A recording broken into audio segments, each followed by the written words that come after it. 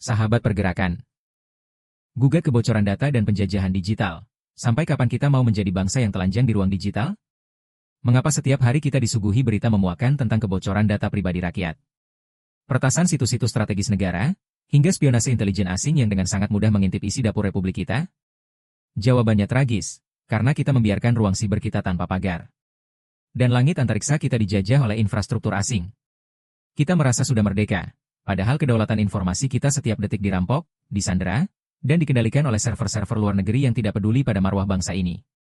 Ini adalah bentuk penjajahan hulu gaya baru yang wajib kita hancurkan.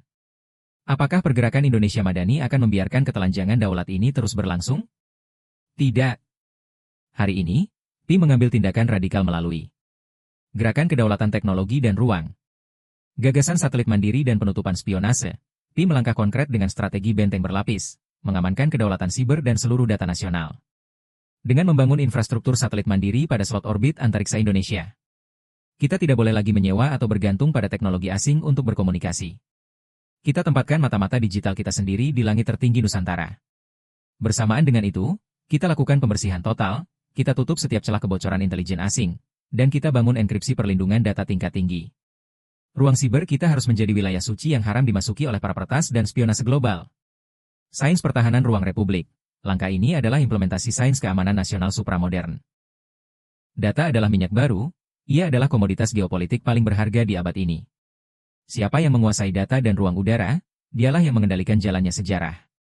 Ketika Indonesia memiliki satelit mandiri yang mengunci slot orbit secara berdaulat, maka sistem komunikasi militer, pertahanan siber, hingga koordinasi logistik pangan kita di hulu akan berjalan tanpa intervensi.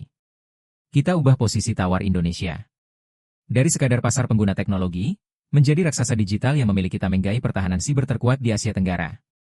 Apa pelajaran hulu bagi pergerakan Indonesia Madani? Jawabannya, kemerdekaan hakiki hanya milik bangsa yang rahasia negaranya tak mampu diintip oleh musuh asing. Visi kedaulatan ruang ini mengajarkan PIM pilar kepemimpinan teruji dan kedaulatan nasional. Kader PIM dilarang keras bermental inferior dan gagap teknologi.